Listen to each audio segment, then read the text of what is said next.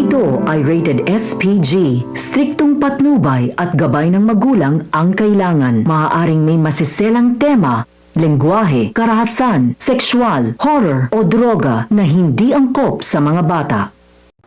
Kinukutuban na si Dado tungkol sa kaugnayan ni Divina, Princess at Charlene. Abangan natin sa prinsesa ng City Jail. Kinasuhan ni Princess si Libby dahil sa ginawa nitong malaking iskandalo kay Princess at Pusoy. Nalaman na rin ito ni Libby. Humingi siya ng tulong sa pamilya niya. Si Lolang Konsentidor ay handang magbayad ng kahit magkano sa mga taong pwedeng makatulong na hindi matuloy ang kaso. Lagyan ng mga taong kailangan lagyan, wag lang matuloy na makasuhan si Libby. Pre-pressure ni Sonia si Raymond pero nagdesisyon na si Charlene na pupunta sila sa presinto para harapin si Princess. Ayaw man ni Libby pero ito ang gustong mangyari ni Charlene. May plano siya para hindi matuloy ang kaso laban kay Libby. Pumayag na rin sina Sonia at Raymond. Nabalitaan ni Divina ang pagsampa ng kaso ni na Princess kay Libby kaya nagmadali na rin siyang magpunta sa presinto.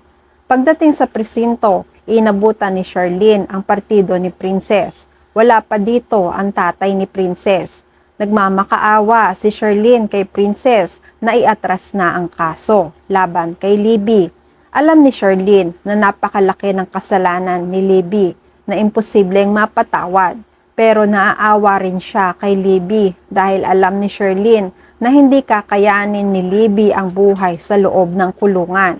Masisira ang kinabukasan nito at hindi katulad ni Princess si Libby. Si Princess ay matatag, kayang lumaban sa hamon ng buhay. Hindi kagaya ni Libby na mahina. Hindi mapapalagay si Charlene na isipin pa lang niya na makukulong ang anak. Hindi makaimik si Princess, hindi niya alam kung ano ang isasagot niya. Sinabi ni Princess na malaki ang naging kasalanan ni Libby, hindi lang sa kanya, kundi pati na rin kay Pusoy. Umiiyak na si Charlene. Binalikan niya ang naging pagsasamahan nila ni Princess sa loob ng kulungan. Bigyan naman sana ni Princess ng konsiderasyon ang naging samahan nila sa loob. Alam naman ni Princess na napakabigat ng buhay nila sa loob at sigurado sila na hindi ito kakayanin ni Libby. Naaawa na rin si Princess kay Charlene. Nakarating na rin si Divina sa presinto. Pumwesto siya sa may pintuan para sumilip lang. Nagmamasid sa posibleng mangyari dahil guilty rin siya sa kasalanan ni Libby.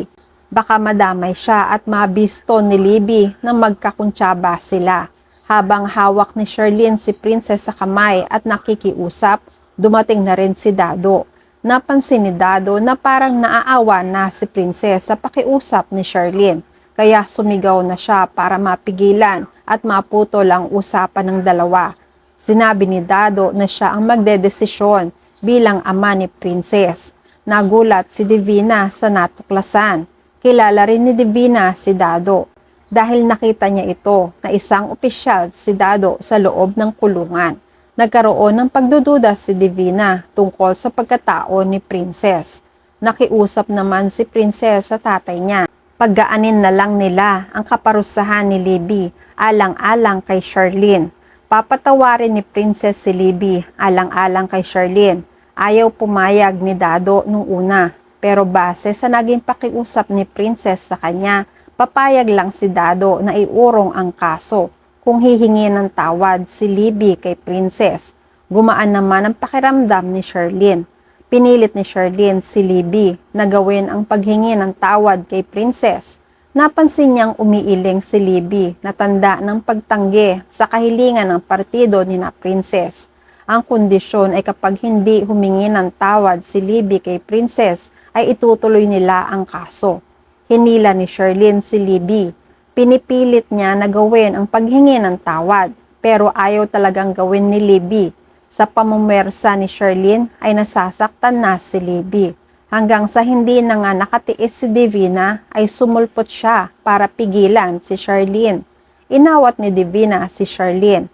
Huwag nang pilitin ni Libby kung ayaw naman nitong gawin ni Libby. Nasasaktan lang naman si Libby sa ginagawa ni Charlene pagpupwersa ayaw namang gawin ito ni Libby.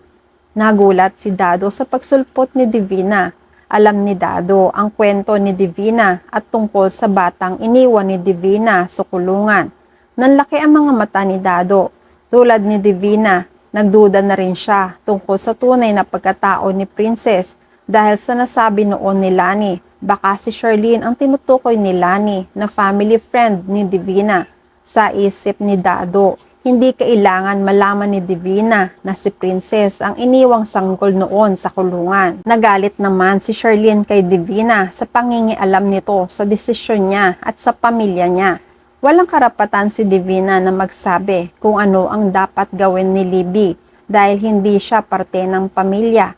Isa pa, malaki ang kasalanan ni Divina sa kanila. Kung napakailaman niya si Raymond, hindi niya pwedeng pakialaman si Libby dahil sabi ni Charlene, siya ang nanay ni Libby.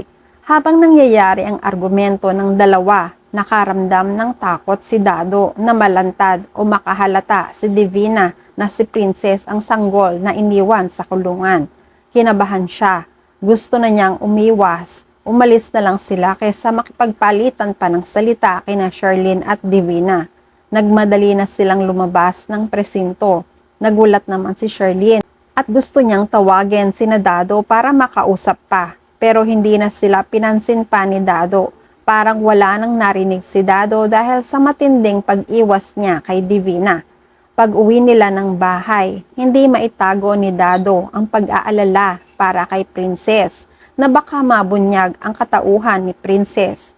Pinapaiwas niya si Princess sa pamilya ni na Charlene, pati na rin sa mga kaibigan niya dahil baka lapitan na naman siya ni Libby. Pero isa sa hinala ni Dado ay baka lapitan siya ni Divina at imbestigahan si Princess. Pag nagkataon ay mapapahamak si Princess sa kamay ni Divina.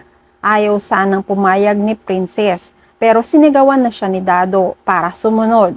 Sinabi ni Dado kung may pagpapahalaga pa ba si Princess sa mga sinasabi niya, hindi dapat kinukwestiyon ni Princess ang mga utos niya. Kapag sinabi ng tatay niya na umiwas siya, kailangan niyang umiwas. Natahimik si Princess. Wala naman siyang magagawa kung hindi ang sundin ng utos ng tatay niya. Samantala, galit na galit si Charlene kay Libby.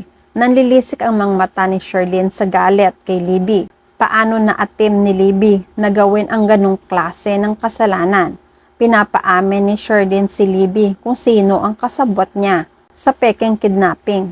Sigurado si Charlene na may kasabwat si Libby dahil naniniwala siya na hindi kayang gawin ito ni Libby ng mag-isa. Habang pinapagalitan ni Charlene si Libby, nakatanaw naman sa gilid si Divina. Nag-aabang sa mga susunod na sasabihin ni Libby o baka ilaglag siya ni Libby. At yan ang mga pakakaabangan natin sa Prinsesa ng City Jail. Please like this video and please subscribe to my channel at magkita-kita po muli tayo sa mga susunod pang episodes.